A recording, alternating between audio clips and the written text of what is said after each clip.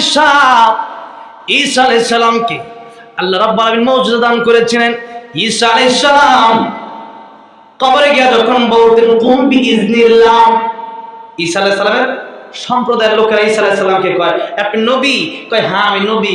কয় মৃত মানুষ জীবিত করেন, বোঝেন নাই? এটা হইল মানে ইসলাম মুসলমান না হওয়ার কায়দা পাতায়। নবী জিজ্ঞাসা, নবীরে কইছিল না নবী চাঁদটা আপনি পারলে দ্বিখণ্ডিত করেন, ঠিক না বেটি? দ্বিখণ্ডিত চাঁদ হলো ইশারায় তোমার, দ্বিখণ্ডিত চাঁদ হলো ইশারায় তোমার, কাফের বেদিন মুসলিম হলো মুজিজা তোমার, তুমি পিয়ারা খোদার, তুমি রাসূলুল্লাহর, জগতের চাঁদ তুমি, জগতের চাঁদ তুমি, নবীজি আমার, ইহা পরকালে তুমি দয়ার ভান্ডার, তুমি পিয়ারা খোদার, তুমি রাসূলুল্লাহর।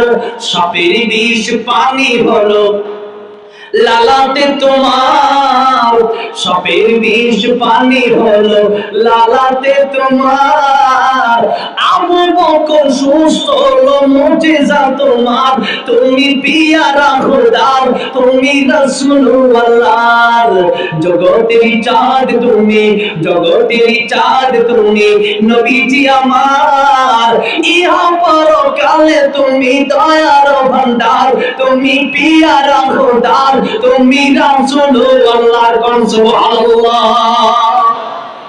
আমার ভাইরা ও মুরব্বি বাবাজিরা, ঈসা আলাইহিস সালাম ওনাকেও যখন গোত্রের লোকেরা বলল তুমি আল্লাহর পয়গম্বর, হ্যাঁ আমি আল্লাহর পয়গম্বর, পারলে কবরস্থান থেকে লোকটা জীবিত করো। কোন দিকে? ওই যে কবরস্থান।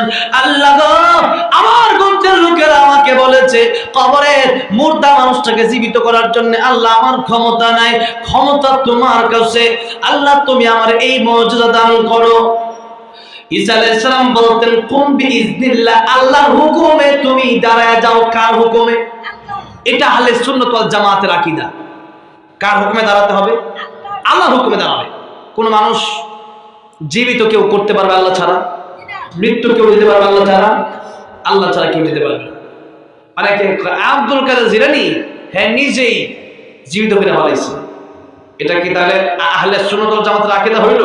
যেরকম হইছে। ঈসা আলাইহিস সালাম বলেন কোন কবর? ওই যে কবরটা পারলে জীবিত করেন।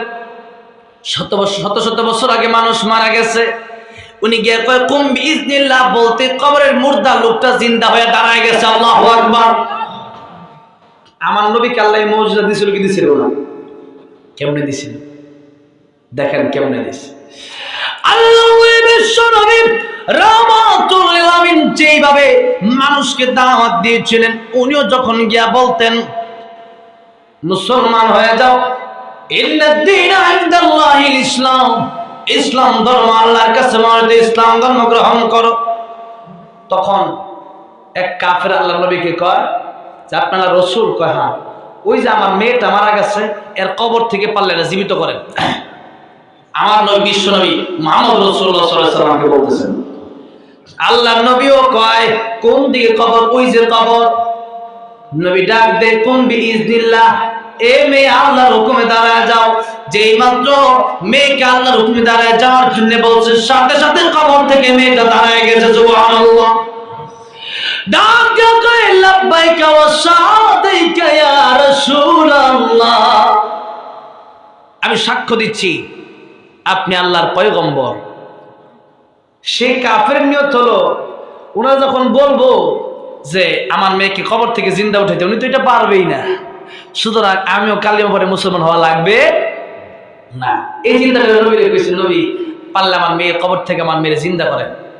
এখন যেই মাত্র দেখছে মুর্দা মেয়ে কবর থেকে উঠে, আল্লাহ নবী রাহমাতুল লিল আলামিনকে বলছেন আপনাকে আমি সাক্ষ্য দিচ্ছি যে আপনি আল্লাহর পয়গম্বরেতে কোনো সন্দেহ নাই।